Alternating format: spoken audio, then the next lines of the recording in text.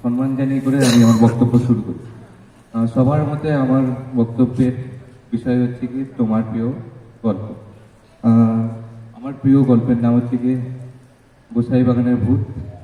এই গল্পটা আমি রিসেন্টলি শুনেছি, অর্থাৎ আমি পড়েছিলাম। সেই গল্পটা আমার বিশেষ করে ইন্সপায়ার করেছে।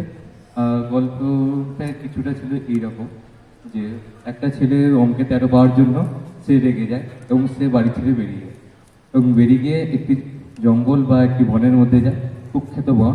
সেইখানে যায়, সেখানে সে বিভিন্ন রকম ভূত দেখে।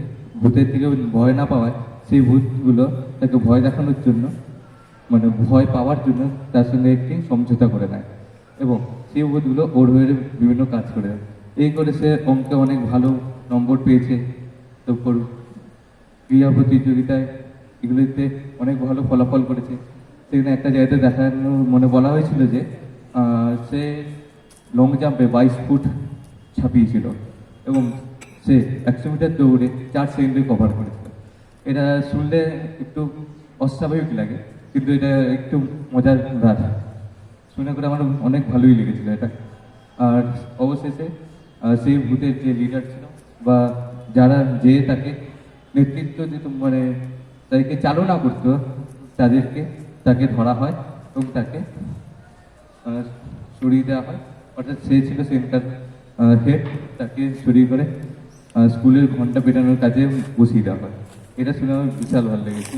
এছাড়াও আমার আসলে বলতে কি কোনো গল্পকেই ভালো বলা যায় না, সব গল্পই ভালো। আর যারা বলে যে আমার প্রিয় গল্প এটা বা ওটা, তারা হয়তো জানে না, তারা হয়তো শুধু সেই বইটাই পড়েছে বা তার অন্য বইগুলো তারা পড়েনি। মানে যাদের যে টপিকটা ভাল লাগে তারা সেই টপিকের বই পড়ে, কিন্তু তার টপিকটার বাইরে গিয়ে বাকি বইগুলো পড়তে হয়। তাহলে গিয়ে আরও বেশি করে বিভিন্ন গল্পের সম্পর্কে জানা যায় এবং মানুষের আদর্শ ও তার ভিতরে যে মনোভাব, কাল্পনিক জগৎ এবং চিন্তা শক্তি বাড়িয়ে দেয়। এই জন্য আমাদের স্কুলে লাইব্রেরি আছে, সেই লাইব্রেরিতে বিভিন্ন রকমের বইও পাওয়া যায়। এই বলে আমি আমার ছোট্ট বক্তব্য শেষ করছি।